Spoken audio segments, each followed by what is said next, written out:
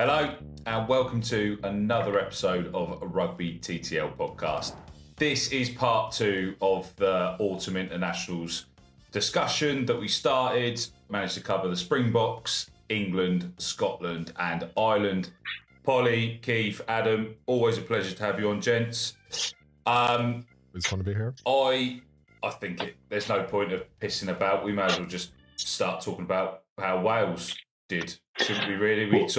We finished the crescendo at the end of it and led on to it. Let's start with the elephant in the room, shall we? Well, I think we all discussed, didn't we? We all said, how many points is it going to be? And we all said somewhere around the 50-point mark. And laughing and jokingly in the text messages for that last game, it was like, at half time? And we weren't far off, to be fair, were we, with a scoreline prediction? But, you can finish that. But where do Wales feel that the Autumn Internationals has actually left them in terms of world rankings, in terms of what they've achieved? They finally managed to get a couple of wins under the belt. They beat Japan, and that was a big game as well. They needed to beat Japan, otherwise they would have been pushed down the rankings and the seedings for the World Cup draw and everything else like that. So and it's pretty close. They would have fallen nearly into position 13th, ranked 13 in the world. So, in terms of Wales, you could call it actually a good Autumn Internationals, to be fair. So the score lines they got a 28-52 defeat to Argentina. They won 24-23 in the last seconds against Japan. They then lost 52-26 to New Zealand. They then obviously got 73-0'd by the Springboks. However, as you said, I don't think against the teams they played, I don't think that is as bad as it could have been. If they'd lost to Japan, it would have been a further shit show than it needed to be. But they got that one done in a team in a similar sort of realm as them, really. And obviously, Japan went and then beat Georgia. So we know that roughly 12, 13, 14 are pretty much where they should be, really, in world rankings.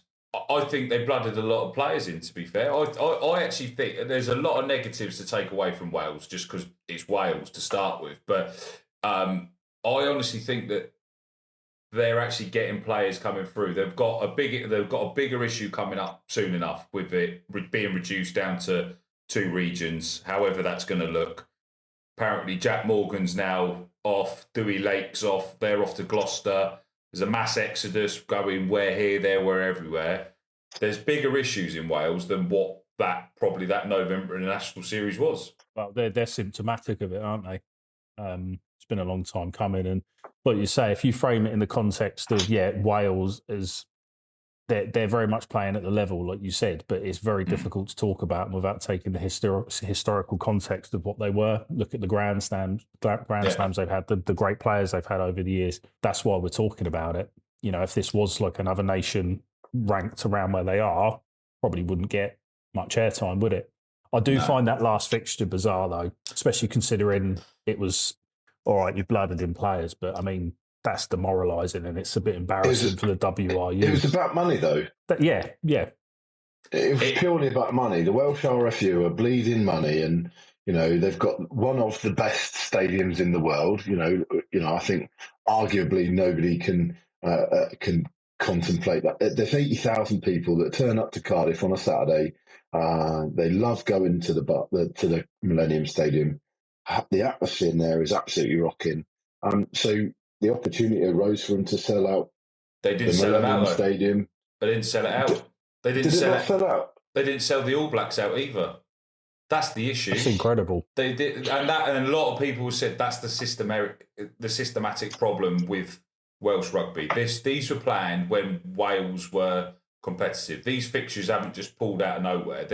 These were planned 2-3 years ago before the shit show started.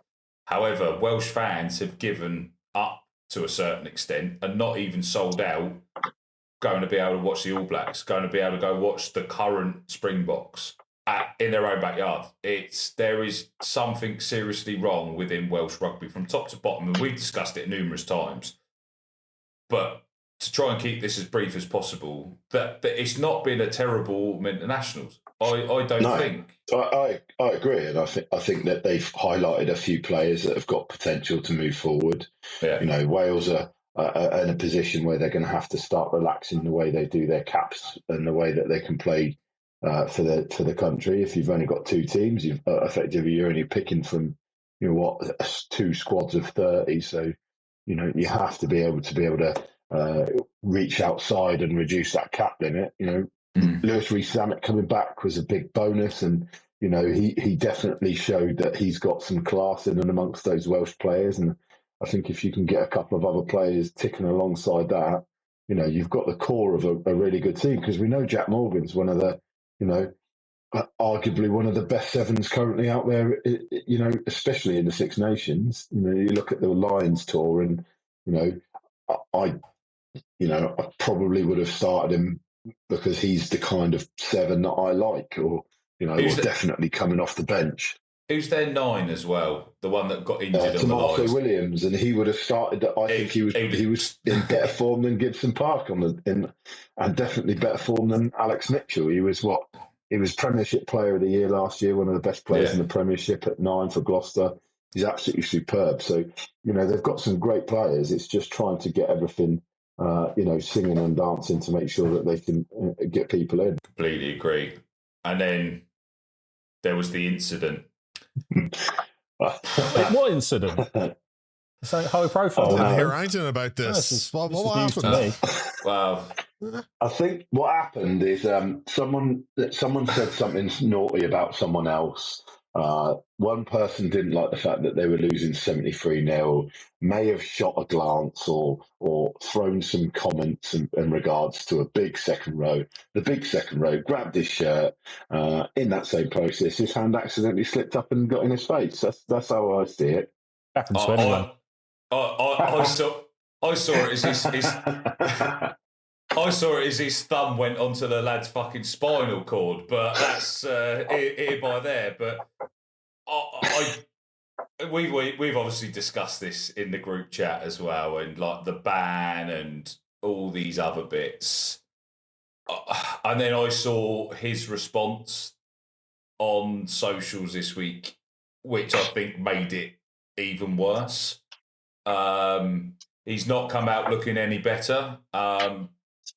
Like, how old was the lad that he sort of finger blasted to the fucking spinal cord as well? Like, come on. Like, yeah. But he's an international rugby player, so age is irrelevant, right? No, but come on. Like, you got a behemoth of, 84-foot tall man, like the BFG trying to finger blast a fucking fairy. Like, what's going on? Like, let's put it into context. The only reason he didn't get more than a 12-week ban is because of his pretend bullshit fucking appeal that I've done it. It was fucking obvious, it's on video. And also because World Rugby fucked up and didn't have anything from 18 weeks to 208 weeks. That's the only reason he didn't get more of a ban. It was an 18-week ban minimum, every day of the week. Like, whether you appealed, and like it got broken down, good behaviour and all that bullshit. Hold on, does that good behaviour get taken into a red card on the pitch?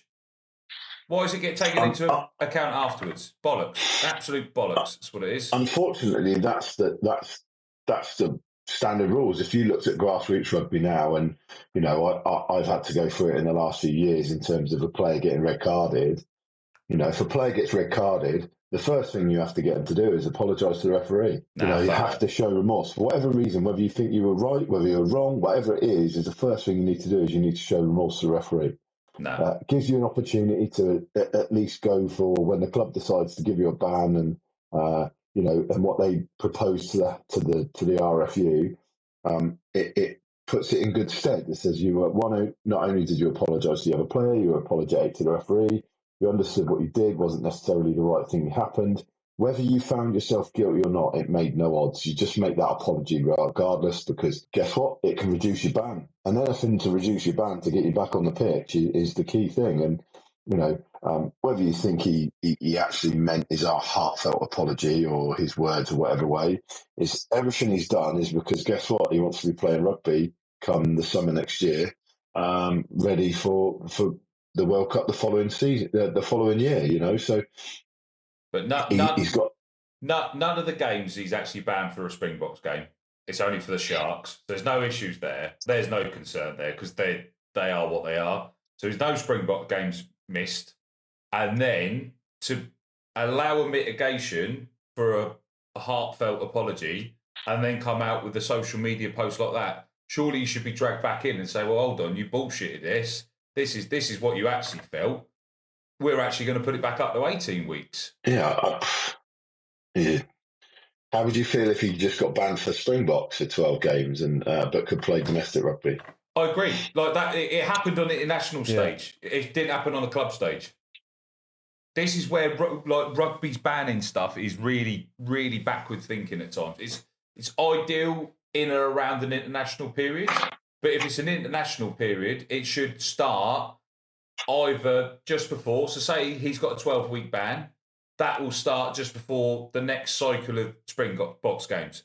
So he misses maybe his first or second, the 1 or 2 games beforehand for his club, that he'd technically be away on camp. And then it would be banned for the period during the Springboks. I don't think it needs to be banned for 12 weeks afterwards, including your club, because then he's done that perfectly timed, didn't he? Yeah, I mean, the concept so we, at grassroots level, don't know about you in Ireland, Keith, but at grassroots level is your 4-week ban starts from the first game, but it starts from the day after the red card, if you so wish, unless you're going to appeal. And the weeks ban are actually associated to games. Yeah, but they're not international games. That's the thing. No, It happens. Are we harsh because we basically want to dent the way the Springboks can attack everything? So I don't think losing him would dent it. That's the difference. It's not that. I think it's completely unjust in how it was been dealt with, because World Rugby have also highlighted that there's significant flaws in their own banning system because they don't know what the level of severity is, and there's loopholes been put in again. Yeah, well, I'd just like to come in for a second here and just say, I made my feelings known in the group chat with regards to this, and a lot of the voicing of opinions around it was that, well, that's him going to be done now, because it was so grotesque for the moment, so unnecessary. We don't want to be seeing it. We don't want to be promoting it to the next generation to just be like, right, okay, well, do you know what? You can do it at the highest level and you're only going to get the bare minimum. And with regards prior discipline being okay, well, he has been red carded before at club level. So where do you start drawing the lines? And I said in the group chat saying well, World Rugby shit the bed because, as you said, Carl, they don't have the in-between of the bans. It goes between that 18 week to the 200 week to the maximum length. The fact that it's such a huge jump from the smallest mitigation to the largest, they tied their hands because they knew that if they went over that minimum amount, he was going to miss the World Cup, and they just didn't want to do that and take away from the spectacle of the World Cup and this South African team. And the team that has lost most from this incident in a nothing match at the end of the autumn internationals is the Sharks. Agreed. Yeah, because he's out for the rest of the season. For a 73-0 victory over Wales. It was a nothing game to start with. And it's just... It's mental, isn't it? From a game which we all discussed about, is there any need to play it? And we go from there. But I do think it's a great talking point, though. This is one of those things that if we don't start talking about it on this sort of platform and have those discussions, there's nothing's going to change at world level, international level rugby. We want to go to a grassroots game, and that's the sort of stuff that someone puts a finger in an eye. I don't know about you, Keith, or you, Carl, but I'm pretty confident it definitely gets to everyone's backs up, and he wouldn't have a finger left. Oh yeah, he wouldn't have a finger left. That's for sure. You talking about the talking about it? Do you think it will elicit any change with them though? How often are they criticised, and how often do we see things actually change for the better when it comes to World Rugby? There's changes, but they seldom result in anything good. I don't think anything will come of it. It won't come of it. It was that because until it happens again and it affects another couple of teams and becomes more of an issue that they've actually got to look at rebanding it. That's the only way anything gets changed, and that's no different in normal life, is it? Like if a car goes down a pothole 20 times, they might fill the pothole in, but if it's only one, it's not as much of a concern. The only way something with regards to this type of incident would change is if a similar incident happened very closely after this ban going out, and then for it to possibly get the 200 week, and then for people to strike up and going, well, hold on a second here, we know your scorecard when it comes to marking it down and going from one to the other and being apologetic and all that bullshit, but like unless something happens a very similar time frame to cause an uproar from a fan base that has a good following behind it, then they're just going to continue with the way that they've set the laws. Either that or someone gets blinded. I mean, let's say for one moment that the lads whose eye got poked, it's extreme. Let's say he blinded him. Well, no, you look at Tom Aspinall. Yeah. He's going through it. I was just going to say that. Does that impact the result? Because based upon their criteria, no, it doesn't.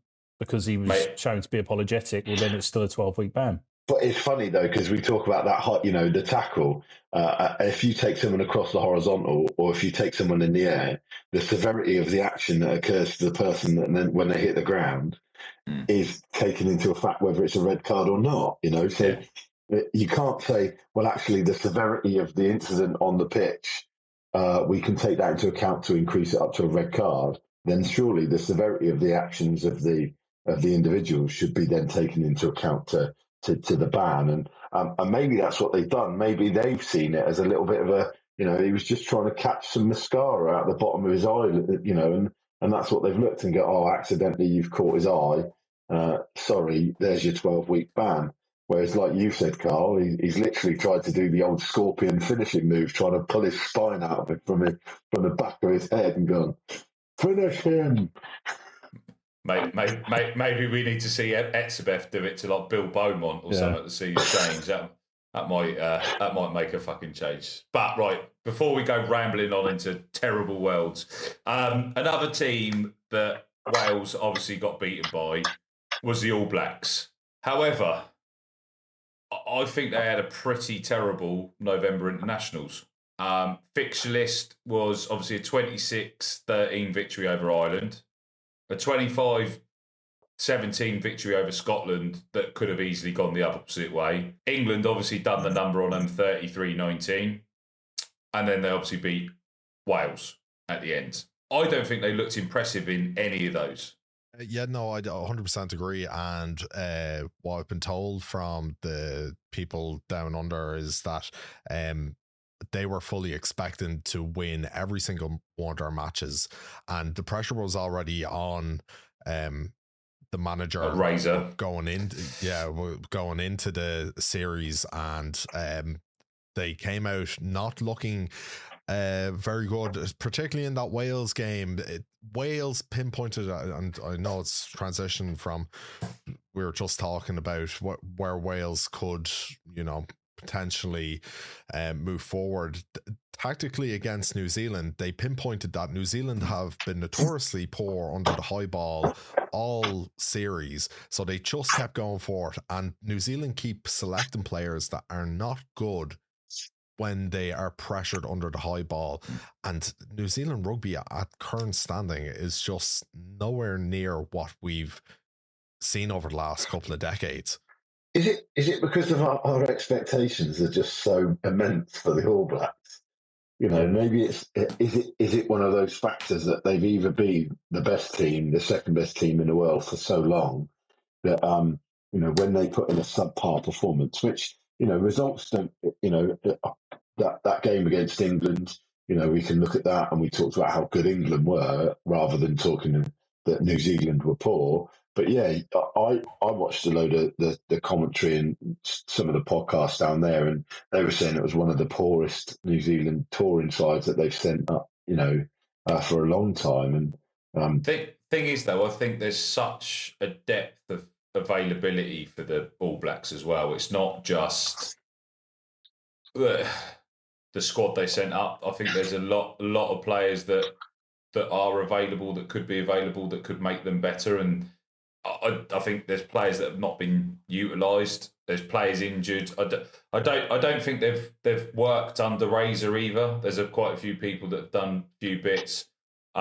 One of the lads we've had on previously, Hugh Griffin, he went into it in detail, and they just don't seem to fit the Razor way of rugby. There's a way that New Zealand play and the All Blacks play, and then there's a way that Razor plays, and the two doesn't seem to want to match. And do you think? I think they had the similar issue when obviously there was that time, obviously after John Alumu and all of those players, there was a big lull in New Zealand rugby, weren't there? There was a lull period where everyone could beat them. Nobody was worried about them. And I think we're going back into that lull where nobody's actually scared of playing the All Blacks now. When did they lose that air of invincibility? I was trying to think about it off the back of this conversation. Mid to late 2000s, wasn't it? Was it sort of after? There was a lull, wasn't there, where they just I mean this time around though, because I would say after the third World Cup, so that when they were going for their third World Cup in a row, that was when they looked a lesser team. But we keep talking about it, and it's still there's a. When was the last time England beat New Zealand in England? And it's 13 years ago. Yeah, 2012. When was the last time Ireland beat New Zealand in Chicago? Wasn't it? Was it Chicago 2 years ago? Was that 2 years ago? Yeah. First one was 2018, wasn't it? And then they did it. To be fair, that might have been the turning point. That might have been the invincibility point, because Ireland did make them look bang average, but then. That was the best team in the world, though. It was a hell of an Irish team, wasn't it? Correct. It was arguably the best team in the world at that current time.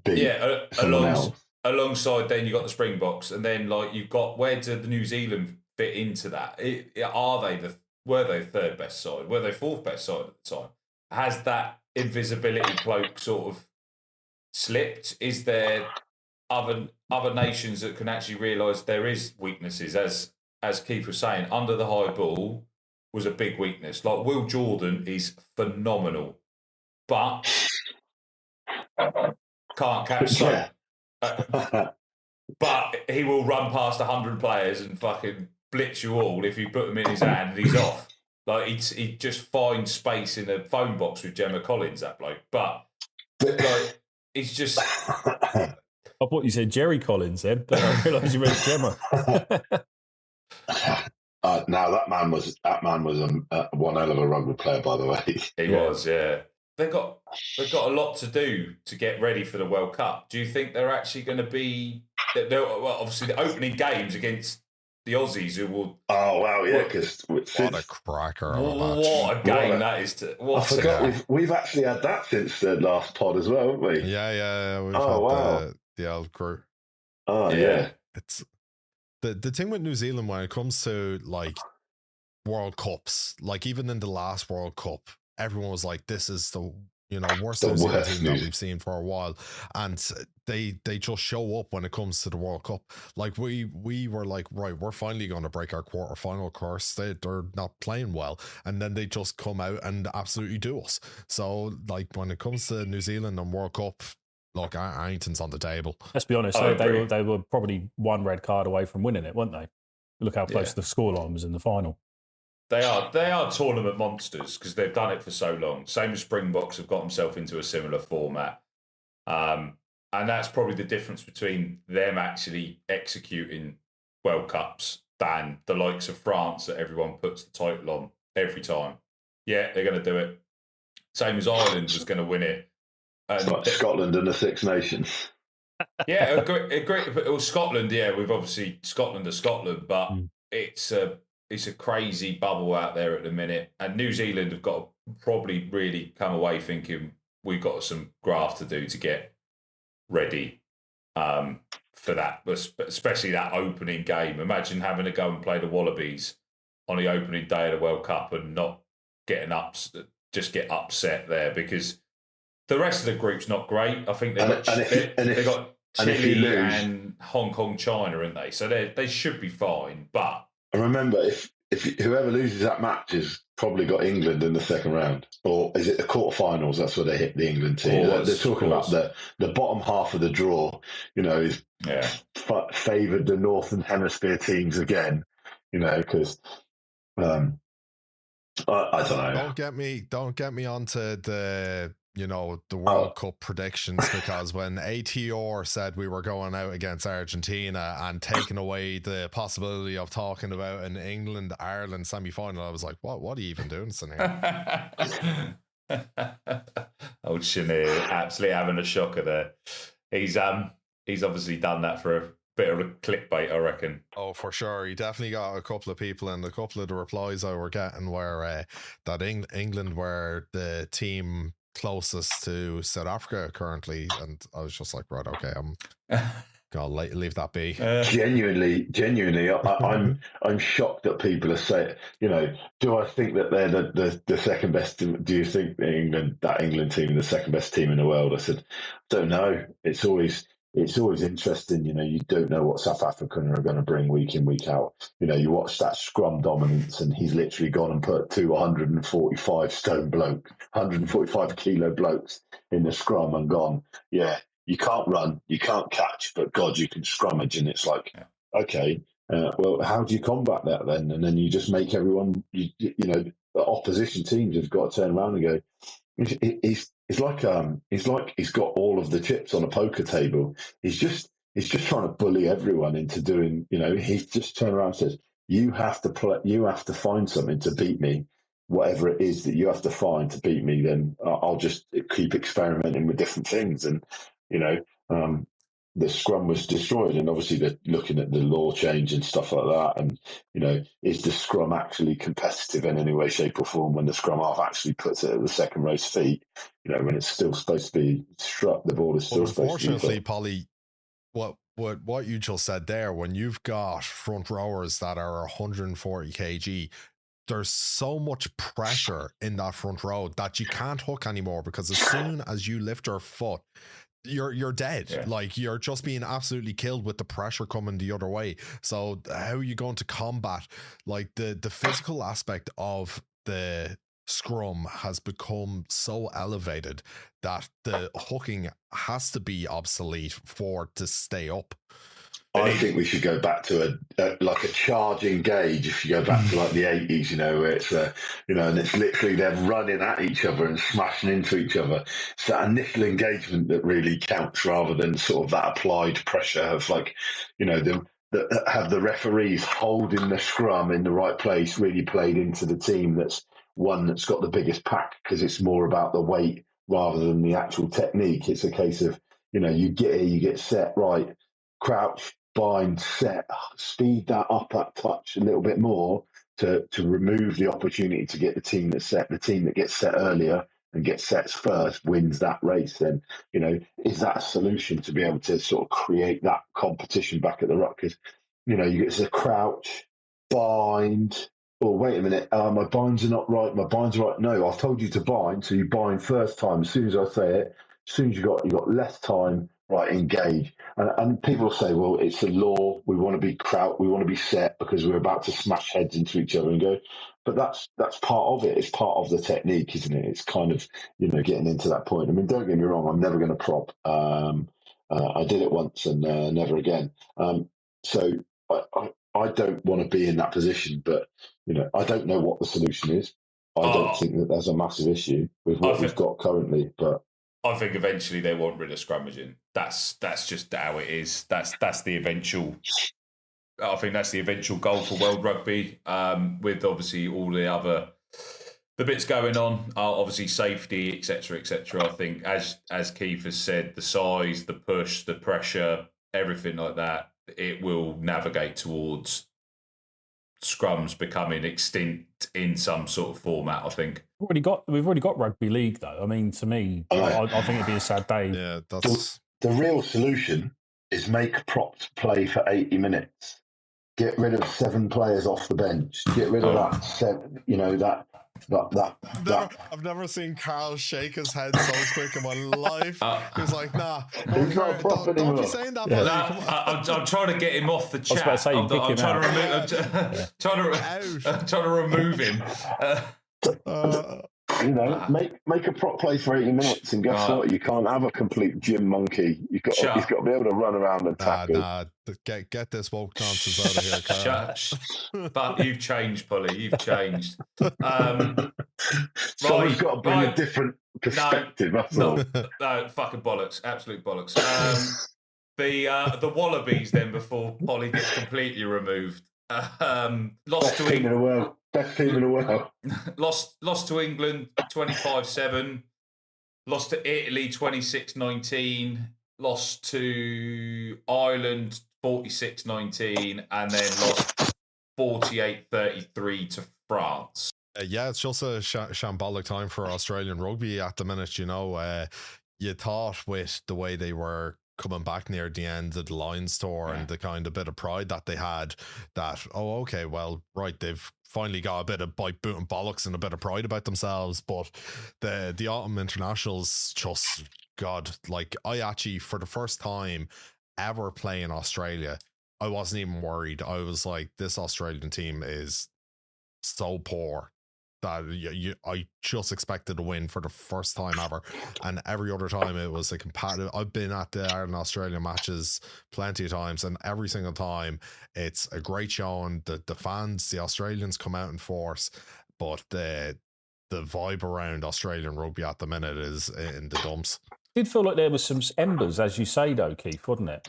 Sort of towards the end of the Lions tour, they absolutely baptised South Africa in South Africa, didn't they? You know, in the rugby championship, it did feel like sort of some of the embers were starting to, you know, glow again, and they were going to get back. But like you say, it's just this. It was an absolute damp squib, and it was quite disappointing. I think really. in the first half of the England game, they looked pretty decent as well. I thought there was a chance that they could do some. If they managed to peg it close enough in the first half. Second half, obviously England managed to go through the gears, get the job done. But like they were under. Who's that winger they've got? Is it Jorgensen or whatever? Yeah, Jorgensen. Yeah, he's good. Don't forget that the Australian defence, England should have scored 3 more tries in the first 10 minutes. Agreed, but we didn't. I know. So you've got to give the Australians a little bit of credit in that point. Exactly. And defensively, they made some good decisions. In fact, the tackle that held Ben Earl up was one of the best tackles I've seen. It was absolutely brilliant. And I was just like, you know, you can go back and show that and go, well, how do you stop someone from scoring a try that's got all of the momentum and all the weight? Is that you need to roll them onto their back so they can't. Well, it's not as easy as that. Well, you've got to try and somehow manage to manipulate the body to prevent the ball from being, you know, from getting the ball down. So I don't know. I just think, you know, the Australians have got 2 years to build to their home World Cup. You know, and we've already said, haven't we, that opening game of the World Cup should be Australia, New Zealand. There's discussions about whether they make that the opening game of the World Cup, because I think, you know, if you were an Australian, do you want to play that game first, or do you want to have a couple of warm up games before you go into that? You know, playing Chile and playing Hong Kong, China is not a warm up game to play against the All Blacks. Get it done. Just get it out of the way, and then you know whether you've got it done or not. Because worst case, if they fuck up, they can still get a best finish third. So, if they know how the results are going, just get the All Blacks out of the way. What a way to... If World Rugby want to sell the game that we all love, put the biggest fucking game available on the first game of the World Cup in Australia. I agree, Putting Australia All Blacks first game, blockbuster. The rest of it will create itself, especially if that goes and becomes an absolute ding dong of a game. that it will potentially will be, the atmosphere will grow, the buzz will grow, everyone will start buying into it more. Australia will bring players in. There's plenty of players from the NRL that are also sort of looking over the fence, making themselves potentially available for that season to play union and stuff like that. The Australian side that's there now will be completely different to what we see at the first game of the World Cup. Well, the first thing that they should do is decide, is James O'Connor in or is he out? Because there's far too much rumbling every single time that the round of games come about. Is he going to be included? Is he not? Start with that, take that emphasis away from the team and focus on the group moving forward, because there's some really good individuals from that Australian team, some recently retired. And, they've got a really good coach there in Joe Schmidt. We've had fabulous years under him over the last decade.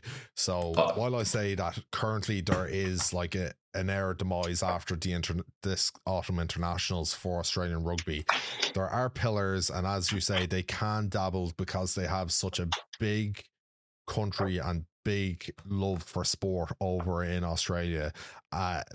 They can pick a couple of players out that will perform come 2 years time. I think Joe Schmidt's got to go. They can't stand him. I think he's already on his way out. Correct. I think he's already. I think he is. But I thought he was off after the autumn internationals anyway. I don't think it's the autumn internationals. I think he might be staying a bit longer, but he is departing. But I speak to a couple of Wallabies fans, and they can't stand him or what he's done to them. I know they're already going through a significant lull after the Eddie Jones.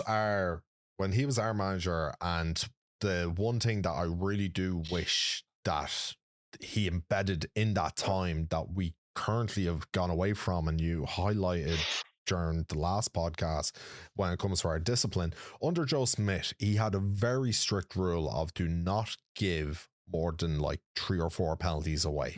He was so focused on discipline, and I just think that kind of structure isn't what Australian rugby wants and can abide to, and that's where the conflict of style of play comes into it. Agreed. They love to play on the edge, and he's not that sort of manager. And I don't think they've got the players that can work to that sort of structure. Like Christ, Michael Hooper, for how many years? How many times was he running on the edge? But look, when he was allowed to do what he did, he done it fucking exceptionally well. Pocock as well. Those similar sort of players. They've bred those sort of players that will run the risk around the breakdown and physically try and dominate around it. And I think they've got a similar sort of players at the minute. Obviously, that Harry Potter was the lad on the wing who done the number on. He's a wizard. He is a wizard, Harry. You're a wizard, Harry. But he was the one that done Benell. He flipped him, got the try, they've got some pivotal bits. They've obviously lost Nick White at 9, but the other lad that plays 9 looked pretty decent. The one that come off the bench in the Lions, on the couple of the Lions games I saw, he looked pretty decent. I think he got crocked though in the Lions tour. So whether they got players out, I think it's just is it Ed Med? No, he's the 10. They got Thomas. Something like that. They had that lad, didn't they, who looked electric in the Lions tour and then got crocked. So I think they've got some players to come in. It was an abysmal autumn internationals. Is probably the verdict. I think writing Australia off in Australia 2 years before before a ball's been kicked is you're a brave man. I think you can write them off now. You can write them off in their current format. Yeah. But I think to say in 2 years' time, where will they be for, building and, don't forget that everyone's budgets all of a sudden start to go up when there's a World Cup coming up. And, the problem is that there's a South African team that are trying to go for that third World Cup, and a third on the bounce. And as he gets that, he's already cemented himself into rugby greatness. But, he's staying till 2031 now, and he's just signed his contract as well, has he? So for the next World Cup post it. So yeah, I don't know. I think it's interesting, and we look at 2 years ahead, and you think that far ahead, and you're like, how come we're still, why are we talking about the World Cup cycle so much when actually, realistically, we should be talking about Six Nations. We should be talking about that opening game of that Six Nations next year. Yeah, I think there's another episode for that, Paul. I think we can get around to that. That's gonna be a banger alongside our fantasy league set up again. I think we're gonna have an absolute blinder with that one this time round. Already rubbing my hands here, boys. Cannot wait. And I think we need to probably look at doing a World Cup draw response as well from left to right. I think that'd be good for us to sit down. We've got three nations left though, Paul. Three nations left. Well, sorry, I'll shut up then. So we've got 3 left to get out of the way. We've got France, we've got Argentina, and then we've got Italy. Which do we go? Where do we go? I think we jump to Italy quickly first, because that will probably be the quickest one to converse around. So Italy, we had the victory over Australia, 26-19. We then had a 32-14 defeat to South Africa in Italy. And then we had a 34-19 victory over a Chile team that only travelled for one game, which they took off Samoa, because Samoa obviously had to go to the World Cup qualifiers. So Chile put their hands up, took that one. Similar as Tonga, just fun facts here. Tonga only had one autumn international because they cancelled the others because they couldn't financially do it. But it was lucrative enough for them to go to Murrayfield to play Scotland. Italy with 2 victories and a defeat to South Africa, which was only 14-32. I think it was. I think that Italian team have got a lot better though, haven't they? I think we constantly write them off in the Six Nations, and then we talk them up. We talk them up before the Six Nations, and then they fortunately I think they're in a position where they're not the ones fighting for that playoff with Georgia for the into the Rugby Championship. Wales are currently sitting in that slot, so Italian rugby is moving forward. They finally got found some foreign-born nationals, and then bring them in and get them to play. And if that's what it takes to sort of compete on that world stage, then fair play. And if they can afford to do it and they can pay their players, and that's absolutely superb. Beating Australia at home, absolutely brilliant. To only lose by 8 points to the second best team in the world. That's the South African team with 14 players, remember? 18 points. Was it 18? I thought you said 40, 32. No, 14, 1-4. Oh, right, okay. Sorry, my bad, yeah. But 14. even then, you look, and remember that South Africa played with 14 men for 70 minutes or whatever it was. Correct. I've always waxed lyrical about Italy for a while. I think they've got exceptionally good players. The top 14, obviously the ones in the URC, the players that are also getting blooded in the Prem has been massive. There's a massive development model underneath in Italy. They're under 20s have got development pathways all the way through. Their under 20s are probably one of the better under 20 teams out there at the minute. It's just they always seem to do a France is probably the easiest way that I'll put it. They could win more, but they also shoot themselves in their own foot too often. But I think on a whole, this was a positive autumn international. Okay, they probably should have beaten Chile a little bit more convincingly. Obviously, Chile travelling over for one game, Italy off the back of 2 other games, keeping South Africa within that and doing Australia. I don't think they could be happier, though, to be honest. Yeah, I think they probably got the results that they were expecting to get, and I think they blooded a lot of players against that Chile team as well, didn't they? They played some. I don't think it was like a full blown first 15 that they put out. So, no. Those are the perfect opportunities. We talked about that, didn't we? When we talked about Ireland A going over to play Spain, and we have to. teams have to give these players opportunities to play the top level of rugby. And, although Chile, where they ranked sort of, 16th, 17th in the world, something like that? Yeah, about 17th, I think, now at the minute, but we can see that's where the golf sort of sits. So, good Six Nations, good autumn international squad. Yeah, I think they're an exciting side. Great to go and watch rugby in Rome and Italy. They did one at the Allianz in Turin as well, at Juventus Stadium.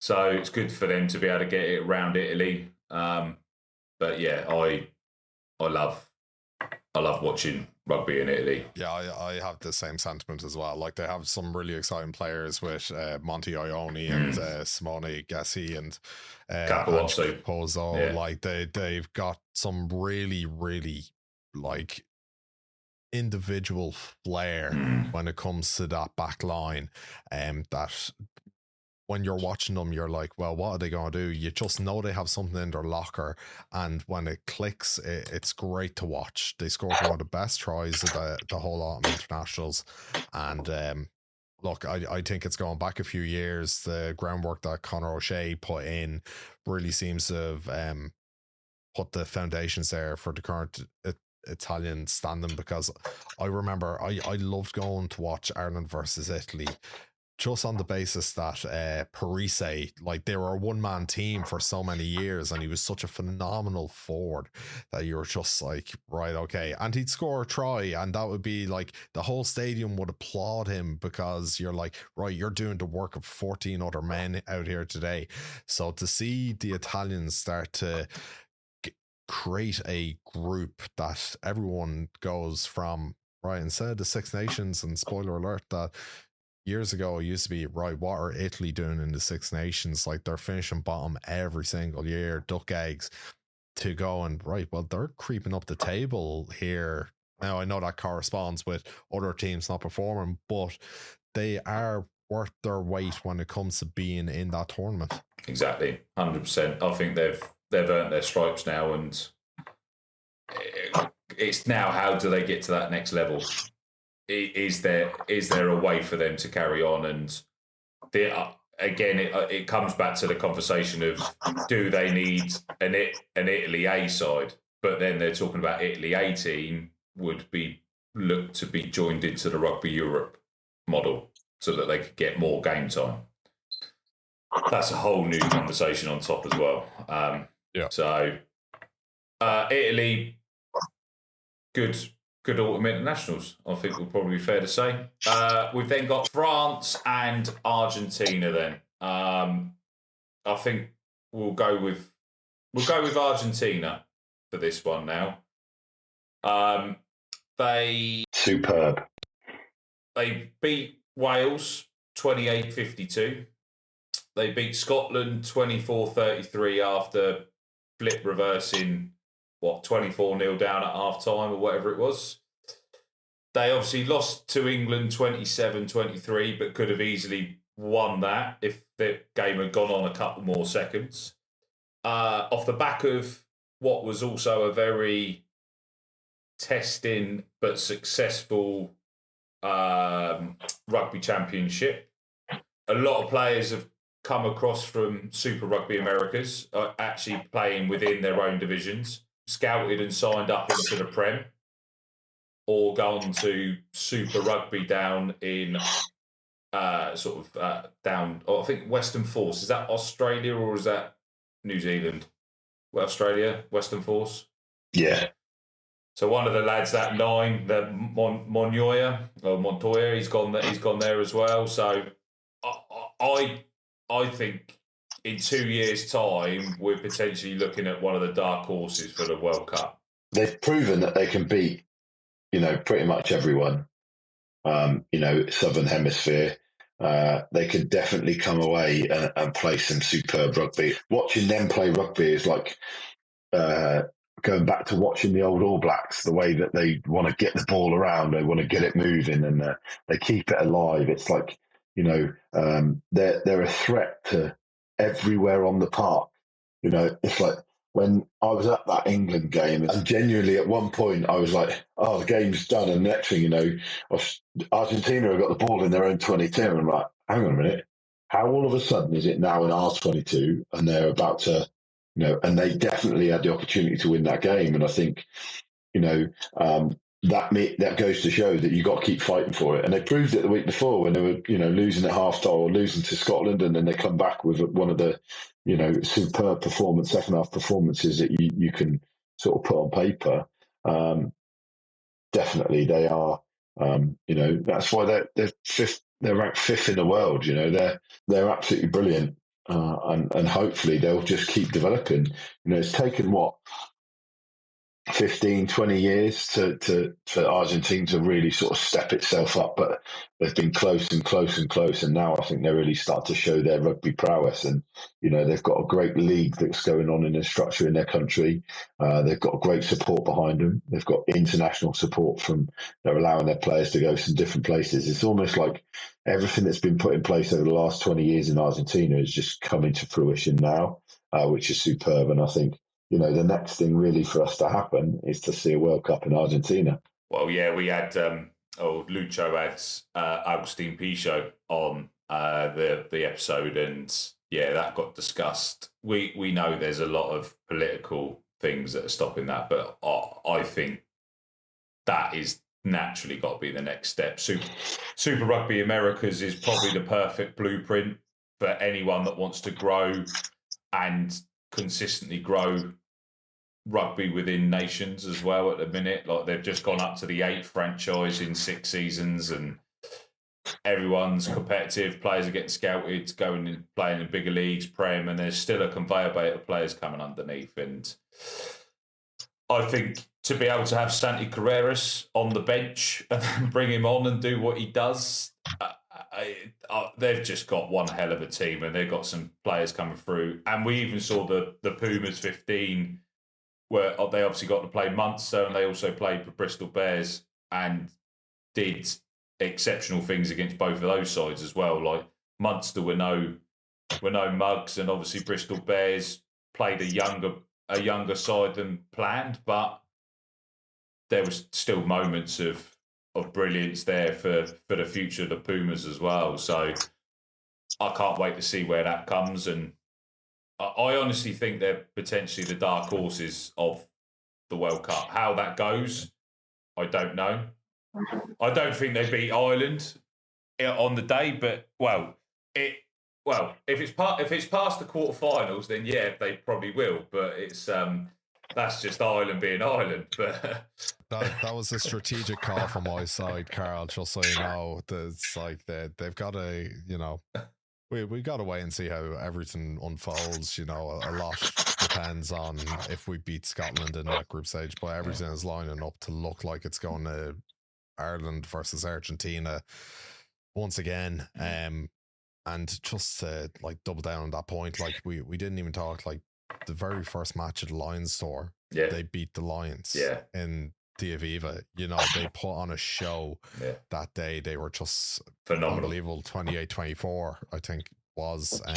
But yeah, Contepomi is doing a brilliant job there at the minute. And I grew up going to the old Lansdowne, watching Contepomi play for Leinster, and he was one of my favourite players. And to see him go from being one of my favourite fly halves to being the coach of such an exciting Argentina team is phenomenal for all of world rugby, because we definitely need that. Because there's very similar talking points when we've just transitioned from talking about how Italy are coming up at the moment to the way that Argentina over the last number of years, when they got put into the Tri-Nations and they were the battering of the nations of those fixtures for many a year, to beating the teams, beating your Australia, your New Zealand, South Africa, and being on the brisk of actually winning the tournament, bringing it down to the last couple of weeks. And I do agree they would be one of the top teams going into the World Cup, but obviously I hope not. things don't go out that way. Sorry to our South African viewers, but I have to have my green tinted glasses on when it comes to it. Exactly that. That leaves us with France, and France are just France, aren't they? So they lost 32-17 to the Springboks. They won 34-21 against Fiji, and then did a 48-33 against Australia. Nothing stands out. Allez le bleu, that's what I say. Nothing jumps out, but nothing like they've done what they needed to do. They obviously lost to South Africa. South Africa were they down to 14 men again on that game as well? They got 3 reds or however. I've lost track of. Yeah, they had a red in that. That's their benchmark for the autumn internationals, isn't it? Really? Yeah, they got on against the Springboks. They played every game with 14 men at some point, I think it was. And then they still won every single one of their games. So they managed to look like they kept the Springboks at bay for the first 30 minutes, and then obviously Springboks got the red card and decided to put one on them. So that was probably the closest that South Africa got to a rattle. But France aren't an 80-minute team, in my opinion. They haven't been for a very long time. But I think you've been watching the comeback of World Rugby Player of the Year 2025 or 2024 in Dupont, and he's on his way back, and he's getting back to. It's really hard to recover. And we all said though that was it Legaric that played in the Six Nations that finishes off, and it was absolutely he was class, and questionably possibly fitted into that French team a little bit better. But you lost your leader and your talisman, and from that point and. The French rugby are still going to we keep talking about French rugby. They're going to come good. And eventually they will. And, the last World Cup was definitely the best opportunity for them to get into it.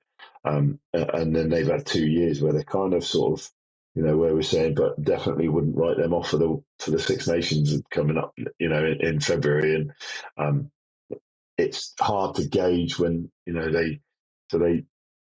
they lose to South Africa just by a smaller margin than everybody else lost to South Africa, and they beat Fiji, which is expected. But if you have a look at the Fiji games that Fiji played in the Six and the autumn internationals, they were pretty good.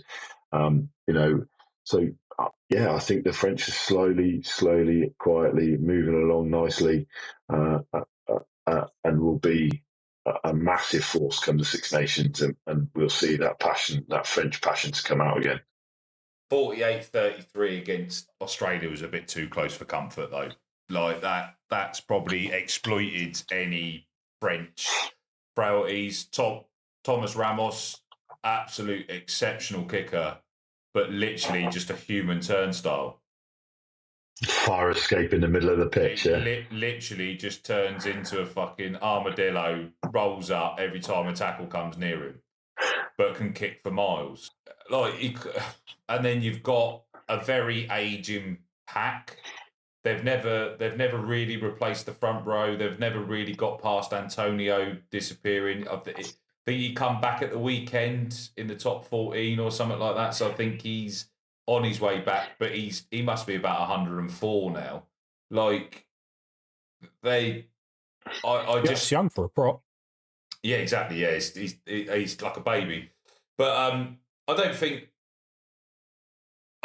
obviously Dupont is the only miss. I think they've got potentially 2 years left of most of this squad, and similar to what potentially of an Ireland model as well. They don't conveyor belt enough players through at the right time. They kind of get stuck into bits, and you've still got Marchand playing hooker.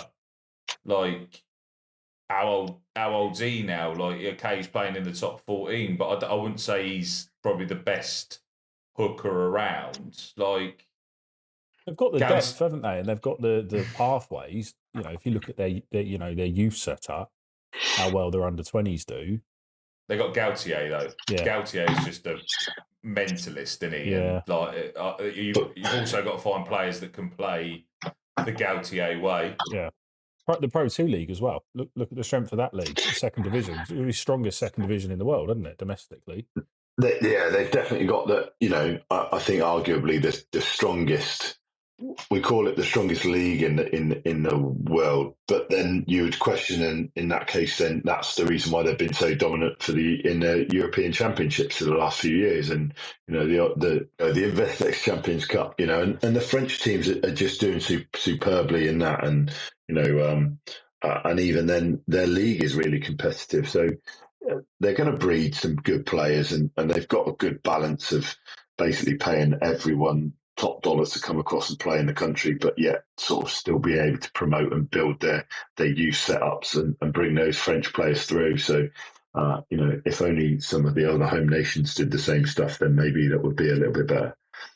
Maybe if we had free-to-air TV on a Thursday, Friday and Saturday night, where you could actually watch rugby on free-to-air TV, we might get a few more people playing our sport and actually sort of supporting rugby and being more invested. The problem is the fixtures as well, though, because like France actually mould the fixtures around their teams. So the top four, the Pro D2 play on a Thursday and Friday night, which is the local regional games. They then on the Saturday daytime they play their local club, and then the top 14 will play on a Saturday night at 8:00. So everyone will get back from their game and go straight to the top 14, or they'll play on a Sunday.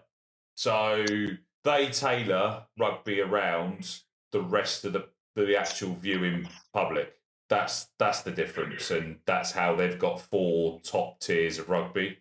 However, they might have managed to get a new player just in time for the World Cup, haven't they? Jack Willis might be actually able to register because of his time in France. I'm sure I read something the other day that says that it's possibly that someone's managed to poach him back to the UK. Let's hope so, because I don't want him fucking ending up in it. But the French absolutely love him. They're on about fucking making him the king of France, like down there. Like, but then, so we don't want that to happen. How do we feel about Van Gisbergen? Is it Van Rensburg, isn't it? I'll have him.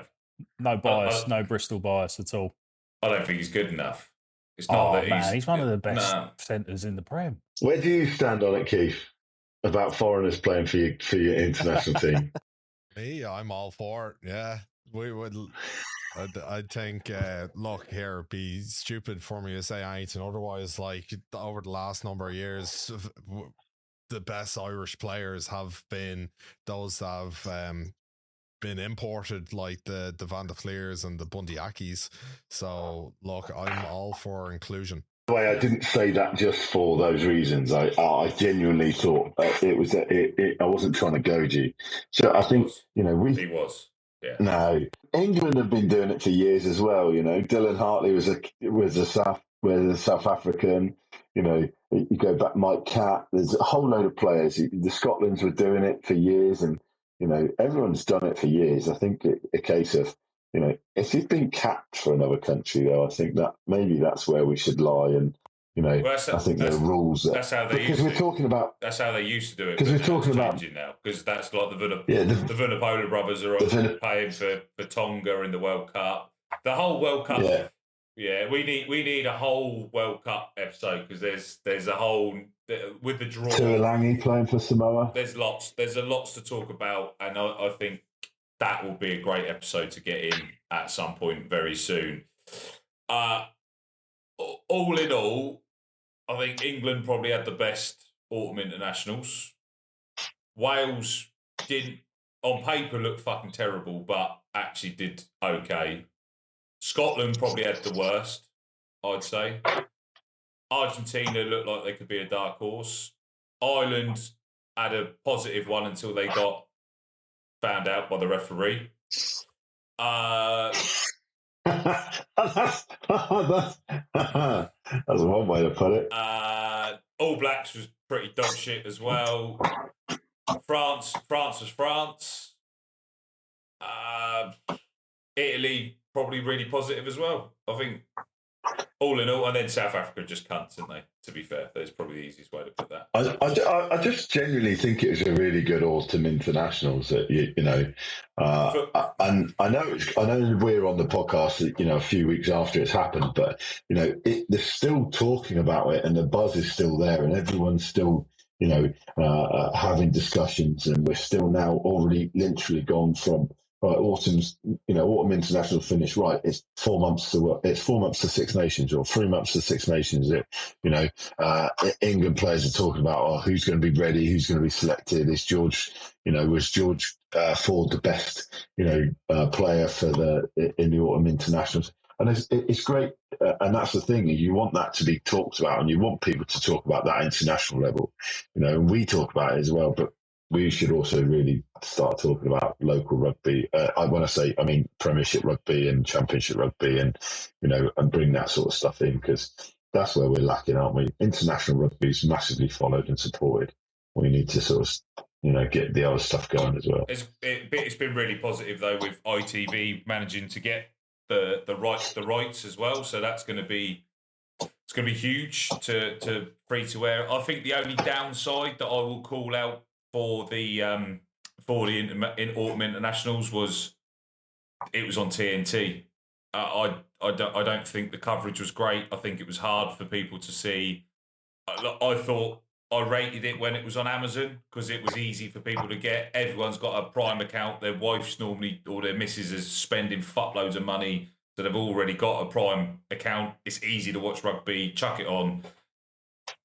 The gatekeepers again blocked it to the masses, and I think people missed out on a really great round of international rugby.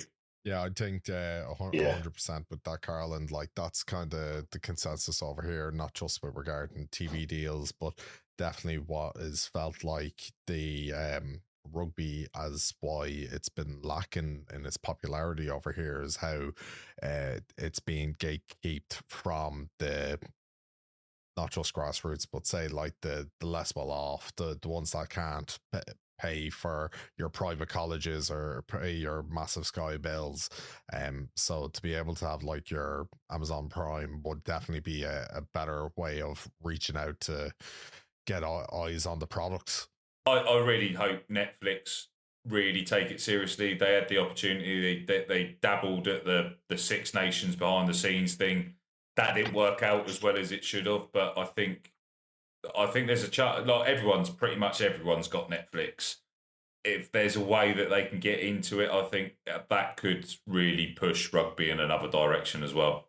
On that bombshell, as always, it's been an absolute pleasure, gents. We have obviously plodded on for over an hour to get this one through. Part 2 is done. We have set autumn internationals to rights. I think, all in all, it was a very good round of rugby for us internationally to be able to watch, for those that could watch it. And yeah, we then start planning for our World Cup draw podcast, and we start lining up for the Six Nations and fantasy fun again. So for everyone that's joined us, really appreciate your time, especially if you've got all the way through to the end here. Make sure you like, follow, subscribe, share it with everyone. If there's any of your favourite points, clip it up. Tell whoever's a wanker. We love to hear anything that you've got to say about it. Share your opinions of it as well. It's always a pleasure for anyone that does actually watch it through. So that's this week's episode of Rugby Through the Leagues podcast complete. And we will hopefully have an international rugby player on our next episode. So thank you and goodbye.